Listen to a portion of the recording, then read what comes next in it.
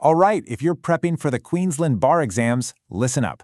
We're diving into an absolutely crucial tool in your arsenal, summary judgment. We're going to put the federal court rules head-to-head with the Queensland Supreme Court rules so you know exactly how to knock out those weak, unmeritorious cases before they even get close to a courtroom. So, picture this. You're faced with a claim, or maybe a defense, that is just utterly without merit. It's wasting your client's time, it's wasting their money. What do? Well, the answer is summary judgment. And you need to think of it as more than just a procedural step. It's a powerful strategic weapon for getting to the right result fast. So here's our game plan. We'll start with why this weapon is so important. Then we'll break down the federal playbook, Section 31A. After that, the Queensland Code, UCPR 292 and 293. Then the main event, we'll compare them head-to-head. And we'll wrap up with the key takeaways you absolutely need for your exam. So, what's the whole point of this thing? Well, in both the federal and the state systems, it all comes down to one idea: achieving a just, quick, and inexpensive resolution.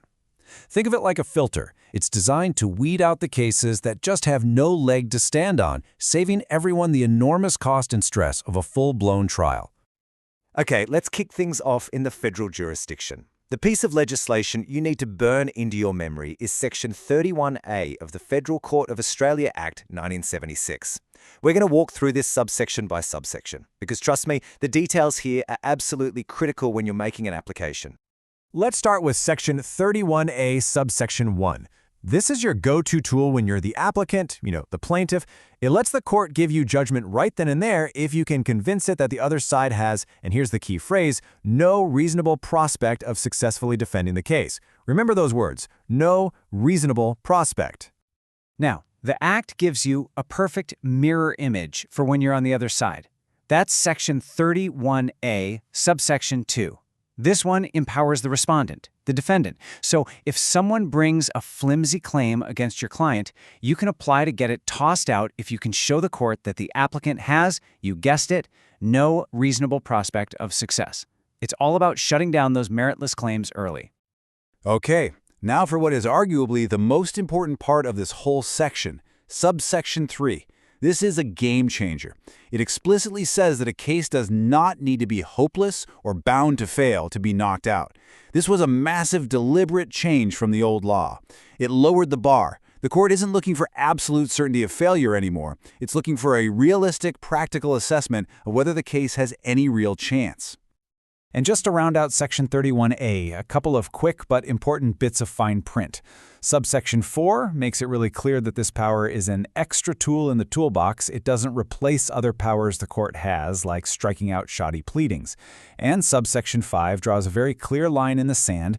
This is for civil proceedings only. You will never, ever see this in a criminal matter. Okay, federal playbook? Check. Now let's shift gears and head over to the Queensland Supreme Court.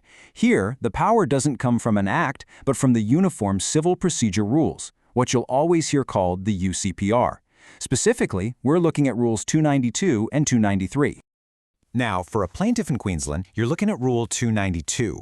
First thing you'll notice is slightly different wording. The court can grant judgment if the defendant has no real prospect of defending the claim.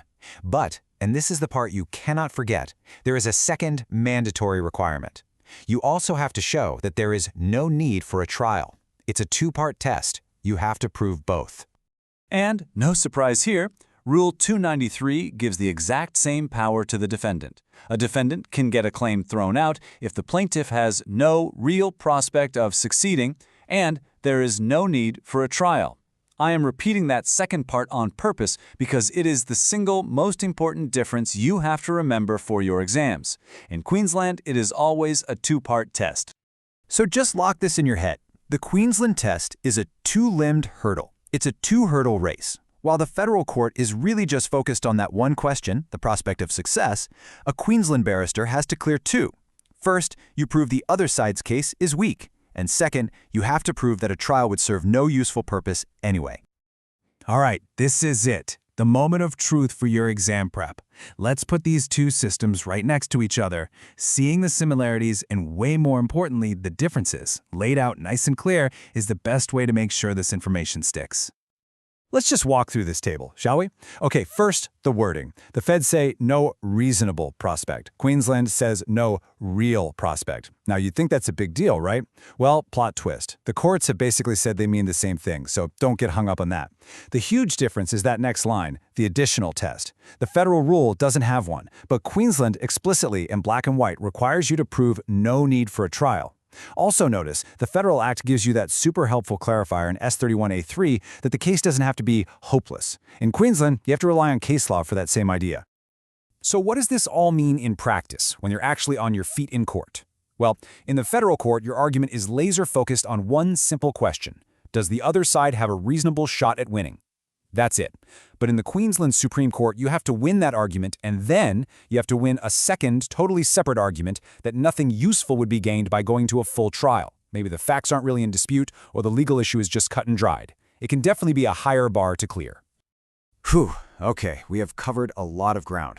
So let's boil it all down to the absolute must-know points. Think of this as your final revision checklist right before you walk into that exam room. Let's do a rapid-fire run-through. 1. The core purpose for both is efficiency, getting rid of junk cases. 2. The threshold test, reasonable versus real, is treated as the same thing. Don't fall for that trap. 3. The Queensland kicker. For UCPR 292 and 293, you must always, always, always remember that second limb. No need for a trial. And 4. The federal safety net. Remember Section 31A, Subsection 3 clarifies the not hopeless test, and Subsection 4 keeps the other court powers safe. Got it? Good. And I'll leave you with a final thought to chew on. While that first part of the test, no real or reasonable prospect, it seems pretty objective, right?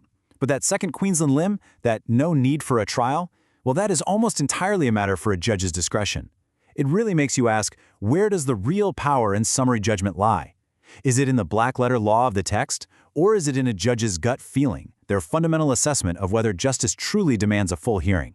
Something to think about as you prepare to stand up in court and make these exact arguments yourself.